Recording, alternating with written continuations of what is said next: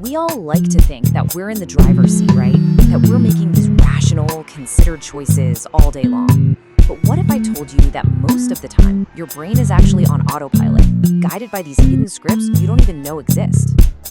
I'm serious. Just take a second and think about it. The coffee you bought this morning, the article you just clicked on, was that really you making a deliberate choice?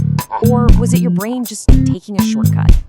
Today, we are going to pull back the curtain on these mental shortcuts. And trust me, what we find might just blow your mind. So, what is going on in our heads? Well, the official term for these mental glitches is cognitive bias. It was first really nailed down by these two brilliant psychologists, Amos Tversky and Daniel Kahneman.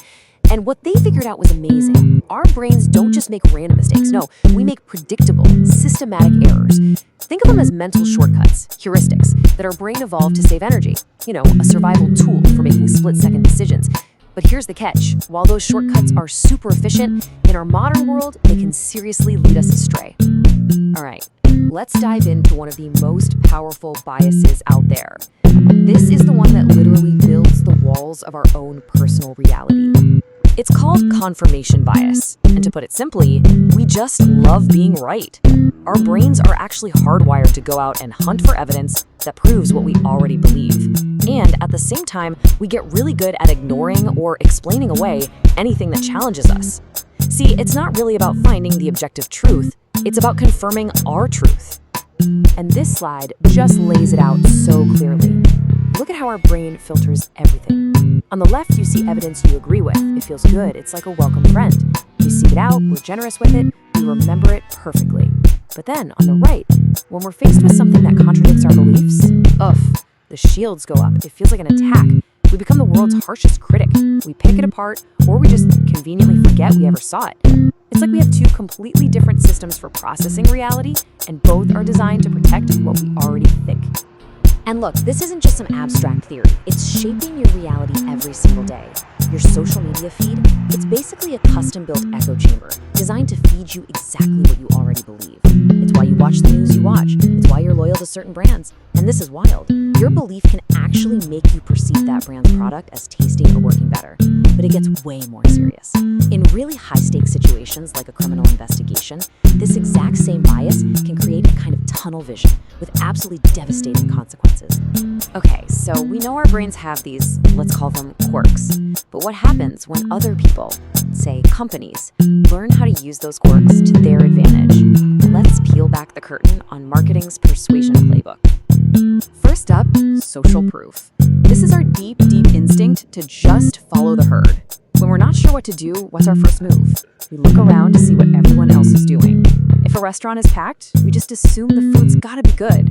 If a product has thousands of 5-star reviews, we think, yep, safe bet. It's a mental shortcut that basically screams safety in numbers. And companies are absolute masters at triggering this. Look at this. They don't just say we're a good company. No, they say over 3,000 businesses trust us. And bam, instantly, your brain's shortcut kicks in. If that many other businesses are using it, it's gotta be legit, right? No extra research required. Here's another one, but with a clever little twist. Urgency. It's not just about how many people use their service, it's about how many have joined in the last week. This creates this feeling of momentum, like there's a party happening right now and you're about to miss out. And this is a brilliant example of the power of a testimonial. It's not just some happy customer saying, it was great. No, it's a specific, huge number. It's a tangible result. It makes the success feel real, concrete, and totally achievable. It's the ultimate social proof for anyone who's on the fence. Okay, next up in the playbook is scarcity. We are just fundamentally wired to want what we think we can't have. When something is limited, whether it's by time or by quantity, our brain automatically assigns it more value. This is the engine that powers our universal fear of missing out. Yep, FOMO.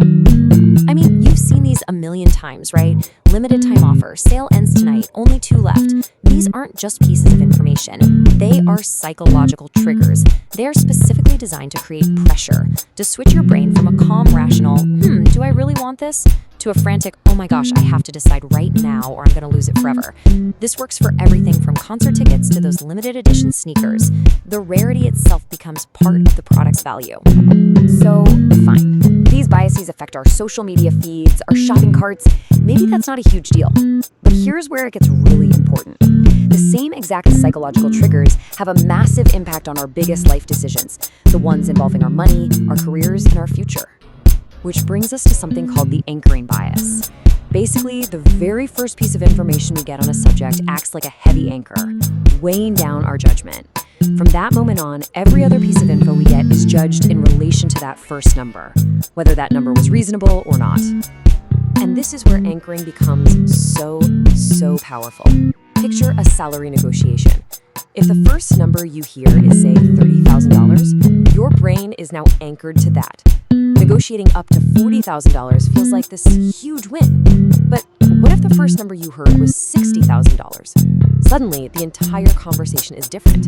That one single starting point completely changes your perception of value and dramatically impacts the final outcome.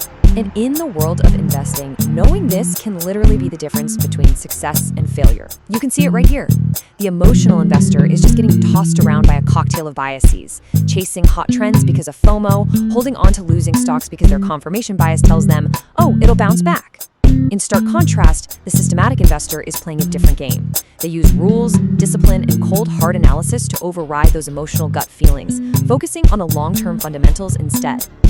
Okay, so we're riddled with biases, and they're being used to influence us constantly. I know it sounds a little bleak, but here's the good news. Just being aware of it is the first and most important step to taking back control. So let's just do a quick recap. We've seen how confirmation bias locks us inside an echo chamber of what we already think. We've learned how marketers cleverly use social proof and scarcity to create urgency and nudge us into buying things. And we've seen how anchoring bias can totally warp our judgment in those big, high-stakes decisions. So what can you actually do about all this? Well, it really boils down to a pretty simple two-step process. Step 1. Just acknowledge that these mental shortcuts exist. Seriously, just knowing you have a confirmation bias is an incredibly powerful defense against it. And step 2, do the one thing your brain really doesn't want to do. Actively seek out evidence that disproves your strongest beliefs. Go read an article from the other side. Ask yourself the tough question, how could I be totally wrong about this? And that's the final thought I really want to leave you with today. Think about it. What is one really important belief you hold? Could be about your career, your relationships, anything that you have never, ever seriously tried to disprove. The answer to that question? Well, it might just be the first step you take toward truly taking back the wheel and making a conscious choice. Thanks for joining me.